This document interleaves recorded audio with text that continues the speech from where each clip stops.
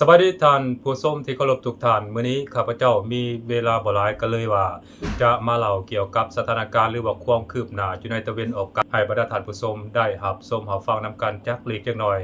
อาจจะใช้เวลาประมาณอยู่ 2-3 นาทีท่านผู้ชมสำหรับคลิปวิดีโอนี้เนื่องจากว่าข้าพเจ้านั้นมีเวลาจำกัดก็เลยว่าจะนำมาเว้ามาเล่าให้บรรดาท่านผู้ชมได้รับชมรับฟังนำกันเพียงเล็กๆน้อยๆเท่านั้นท่านผู้ชมโดยเฉพาะแม่นข่าวความคืบหน้าเกี่ยวกับการเจรจากันระหว่างสหรัฐอเมริกากับอิหร่านนั่นเองท่านผู้ชมโดยในระยะหลังๆมานี้สหรัฐอเมริกานั้นมักออกมากล่าวอ้างว่าตนเองนั้นสามารถเฮ็ดให้อิหร่านหรือว่าสามารถกดดันให้อิหร่านนั้นยอมรับข้อเสนอของตนเองได้และยอมที่จะเจรจารอบ2กับสหรัฐอเมริกาอยู่ที่ปากีสถานโดยเฉพาะอยู่ที่กรุงอิสลามาบัดนั่นเองท่านผู้ชมซึ่งอเมริกานั้นก็มักจะกล่าวอ้างมาโดยตลอดว่าอเมริกานั้นกำลังเจรจากับประเทศอิหร่านอยู่และการเจรจาก็กำลังดำเนินการไปได้โดยดีอันนั้นคือสิ่งที่สหรัฐอเมริกาภายใต้การนำของโดนัลด์ทรัมป์ได้กล่าวอ้างมาโดยตลอดและโดนัลด์ทรัมป์ประธานาธิบดีของสหรัฐอเมริกานั้นก็ยังได้กล่าวเติมอีกว่าอเมริกากับอิหร่านนั้นกำลังจะบรรลุข้อตกลงสันติภาพหรือว่าบรรลุข้อตกลงหยุดยิงหรือว่ายุติสงครามระหว่างกันได้แล้วซึ่งข้อตกลงที่อเมริกากล่าวอ้างนั้นก็คือการที่อิหร่านนั้นยอมยุติโครงการพลังงานนิวเคลียร์เพื่อสันติหรือโจะโครงการพลังงานนิวเคลียร์เพื่อสันติของอิหร่านนั้นประมาณอยู่20ปีซึ่งข้อเสนอที่สหรัฐอเมริกาได้ยื่นไปให้อิหร่านนั้นอิหร่านต้องยุติโครงการพัฒนาอาวุธนิวเคลียร์หรือว่าโครงการพลังงานนิวเคลียร์เพื่อสันติของอิหร่านนั้นออกไปประมาณอยู่20ปีและอเมริกาเองก็กล่าวว่าอิหร่านนั้นยอมรับแล้วพร้อมกันนั้นอเมริกาเองก็ยังได้เรียกร้องให้อิหร่านนั้นเปิดช่องแคบฮามูดแบบเต็มสูบหรือว่าแบบเต็มรูปแบบในการค้าขายหรือว่าในการเดินเรือพาณิชย์ของประเทศต่างๆนั้นให้สามารถผ่านช่องแคบฮามูดนี้ไปได้อันนั้นคือสิ่งที่สหรัฐอเมริกามักกล่าวอ้างมาโดยตลอดแต่ทางด้านของอิหร่านนั้นอิหร่านกลับได้ออกมาปฏิเสธว่าในระยะนี้บ่มีการเจรจารอบ2เกิดขึ้นกับสหรัฐอเมริกาแต่อย่างใดโดยเฉพาะจากคำกล่าวอ้างของสหรัฐอเมริกานั้นอิหร่านได้ออกมาปฏิเสธอย่างสิ้นเชิงว่าบ่มีคณะเจรจาสันติภาพหรือว่าคณะเจรจาเพื่อสงบศึกจากประเทศอิหร่านหรือว่าตัวแทนจากประเทศอิหร่านเดินทางไปยังปากีสถานเพื่อร่วมเจรจารอบ2กับสหรัฐอเมริกาแม้แต่คนเดียวอันนั้นคือสิ่งที่ประเทศอิหร่านได้ออกมากล่าวอยู่เสมอและอิหร่านเองก็ได้กล่าวย้ำมาโดยตลอดว่าอิหร่านนั้นจะบ่ยอมเจรจารอบ2กับสหรัฐอเมริกาภายใต้สถานการณ์ที่ถูกสหรัฐอเมริกานั้นปิดล้อมและกดดันทุกรูปแบบซึ่งสิ่งดังกล่าวนั้นมันบ่เอื้ออำนวยให้แก่การเจรจากันระหว่างสหรัฐอเมริกา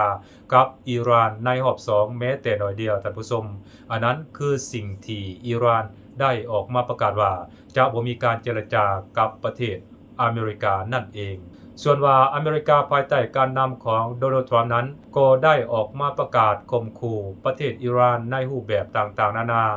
โดยโดนัลด์ทรัมป์ประธานาธิบดีของสหรัฐอเมริกานั้นก็ได้ออกมาประกาศว่าถ้าว่าอิหร่านนั้นบ่ยอมรับข้อเสนอที่อเมริกาหยิบยื่นให้นั้นอเมริกาเองก็จะถล่มประเทศอิหร่านให้หนักหน่วงขึ้นกว่าเก่าโดยเฉพาะเป้าหมายที่รับใช้ทางด้านพลเรือนเช่นว่าโรงงานไฟฟ้าโรงกลั่นน้ำมันเป็นต้นและก็บรรดาพื้นฐานโครงสร้างที่สำคัญที่รับใช้ทางด้านพลเรือนนั้นจะถูกอเมริกาถล่มให้ราบคาบไปตามๆกันอันนั้นคือสิ่งที่สหรัฐอเมริกาได้ออกมากล่าวข่มขู่ประเทศอิหร่านนั่นเองแต่ผู้ชมแต่ในเวลาถัดมาทางการของอิหร่านนั้นก็ได้ออกมาประกาศตอบโต้กับสหรัฐอเมริกาว่าถ้าว่าสหรัฐอเมริกากระทำหรือว่าโจมตีอิหร่านในลักษณะแบบนั้นอิหร่านเองก็จะบ่ลังเลใจที่จะโจมตีกองทัพเรือหรือว่าบรรดาจุดยุทธศาสตร์ต่างๆของสหรัฐอเมริกาในภูมิภาคตะวันออกกลางให้ราบคาบไปตามๆกันอย่างแน่นอนโดยเฉพาะแม้นบรรดาประเทศพันธมิตรของสหรัฐอเมริกาในภูมิภาคตะวันออกกลางนั้นจะต้องถูกอิหร่านถล่มทำลายให้เสียหายราบคาบไปตามๆกันเช่นว่าบรรดาพื้นฐานโครงสร้างของพันธมิตรสหรัฐอเมริกาที่จะถูกทำลายนั้นก็ได้แก่โรงกลั่นน้ำมัน และก็บรรดาพื้นฐานโครงสร้างอื่นๆที่อเมริกามีส่วนเกี่ยวข้องนั่นเองท่านผู้ชมอันนั้นอิหร่านได้ออกมาประกาศสวนกับสหรัฐอเมริกาในลักษณะแบบนั้นหลังจากที่ทางการของอิหร่านได้ออกมาประกาศจะถล่มกับอเมริกาแล้วอเมริกาภายใต้การนำของโดนัลด์ทรัมป์นั้นก็ได้ออกมาประกาศยืดอายุการหยุดยิงกับอิหร่านทันทีและทั้งยังประกาศว่าอเมริกาจะบ่โจมตีบรรดาพื้นฐานโครงสร้างที่รับใช้ทางด้านพลเรือนบ่ว่าจะเป็นโรงงานไฟฟ้าโรงกลั่นน้ำมันและบรรดาขัวหรือว่าถนนหนทางต่างๆอเมริกาจะบ่โจมตีในระยะนี้อันนั้นคือสิ่งที่มันเกิดขึ้นซึ่งข้าพเจ้าสังเกตเห็นว่าอเมริกาคงจะคำนวณหรือว่าประเมินแล้วว่าถ้าหากว่าอเมริกาปฏิบัติตามการที่ตนเองได้กล่าวอ้างว่าจะโจมตีอิหร่านนั้นแน่นอนอิหร่านเองก็จะบ่ลังเลใจที่จะโจมตีสหรัฐอเมริกากับโดยเฉพาะแหล่งผลประโยชน์ของสหรัฐอเมริกาอยู่ในภูมิภาคตะวันออกกลางนั้นอย่างแน่นอนท่านผู้ชมเพราะฉะนั้นจึงเหตุให้เวลานี้อเมริกานั้นยังบ่ทันได้ลงมือโจมตีประเทศอิหร่านอยู่ท่านผู้ชมอันนั้นคือเรื่องราวข่าวความคืบหน้าของสงครามระหว่างสหรัฐอเมริกากับอิหร่านที่ข้าพเจ้าได้นำมาเว้ามาเล่าให้บรรดาท่านผู้ชมได้รับชมรับฟังนำกันในวิดีโอนี้